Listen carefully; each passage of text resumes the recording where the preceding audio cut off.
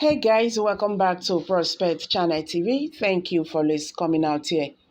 If you are just joining us, please kindly subscribe to this channel and don't forget to give us a thumbs up. Thank you. Truth is out. Suspended Adamawa REC breaks silence, reveals why he announced Binani winner without results.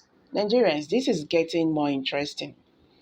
You know, say now this country, now they see different dramas when politicians they play, and all these dramas then they play finish. Even when you they see the truth like this, they go corner and go one side.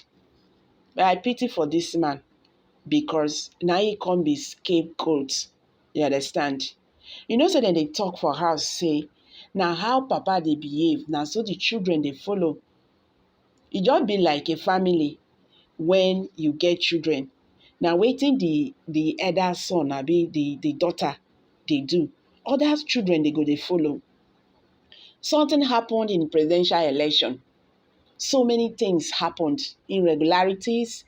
In fact, I not fit mention because that election is nothing to tell home about. But they can't just take them. It not mean anything. So what do you expect? What do you expect from other people? They want to still follow the line. You understand? But this one now, e can't hook am. Now e good when they tell people say they do the needful, they do good thing, they do better thing. Because you don't know wetin go before you. You won't go follow people, they do wetin dem they do. Just like what Mahmoud Yakubu did in the presidential election. And today, he dey waka free. Whether he even dey sleep well for a house, I no understand. Because that election and the announcement of the president-elect is nothing to tell home about. But today, they are still holding that election was free and fair. INEC say that presidential election and the governorship election in which Mahmoud Yakubu conducted was free and fair and transparent. So wetin you go come talk again? Well, then they talk say every day for the thief. But one day, the owner of the house go catch am. That is exactly what happened to this man. It's a pity. Well, make we hit the news and get the full details. According to a letter he wrote to the nation's top security agencies, the suspended resident electoral commissioner, Hudu Yunusa, who is presently in hiding, has adamantly claimed without proof that Aisha Binani won the 2023 gubernatorial election in Adamawa.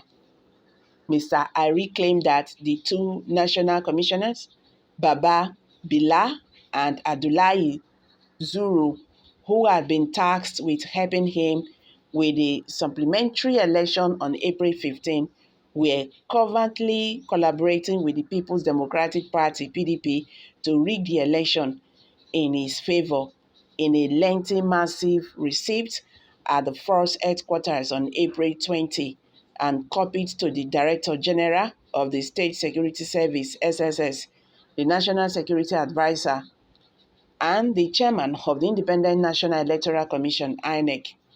Since April 16, Mr. Yunusa has been hiding out. He pronounced Mrs. Ahmed the winner, although collation in the supplementary exercise was still going on.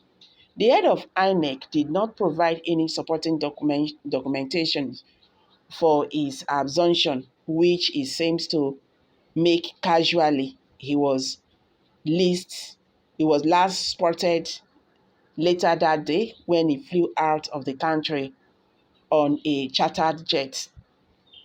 Following the annulment of Mr. Yunusa Ari's action, INEC headquarters in Abuja invited him to the city and requested that the police and other security agencies arrest him. The agency eventually pronounced Ahmadu Fetiri of the PDP the winner after concluding the poll. Additionally, due to the unlawful announcement that that caused concern throughout the country. President Muhammadu Buhari ordered Mr. Yunusa's Ari's immediate arrest. Given that Mr. Yunusa's Ari was unable to send letters to federal officials, it was unclear right first if security agents were aware of his whereabouts. Mr. Yunusa Ari should turn himself into the commission or police who already have a file listing the offenses he committed while doing his job, according to Festus Kayamo. The INEX, according to Festus Konye, I beg your pardon, the INEX spokesperson in a statement to the Gazette. Peter Afunanya, a spokesperson for the SSS, pointed the Gazette to a news release from April 16, in which the secret police said that it was looking into an incident in which some political thugs in Adamawa State reportedly assaulted a person believed to be one of its employees. The declaration seems to support Mr. Yunusa's Ari's claim that the police personnel affiliated with the government house and the thugs loyal to the PDP assaulted an SSS agent. When questioned whether there had been any new development since his last statement, which was made public more than a week ago, Mr. Afunanya chose not to comment. He also asked if the secret police had been successful in finding Mr. Yunusa's Ari's hiding place. On Tuesday, the police said that after receiving further information on Mr. Yunusa's Ari's offenses from INEC headquarters, they stepped up their search on Tuesday night. A request for remarks from the NARS spokesperson went unanswered. The night before the election on Friday at around 8:31 p.m., INEC officials met in secret with Mr. Feni Terry at the government house, Yola, to finalize their plans to replace the collation officers and rig the election results, according to Mr. Yunusa Ari. A lawyer, Mr. Yunusa Ari, claimed to have discovered this information only recently.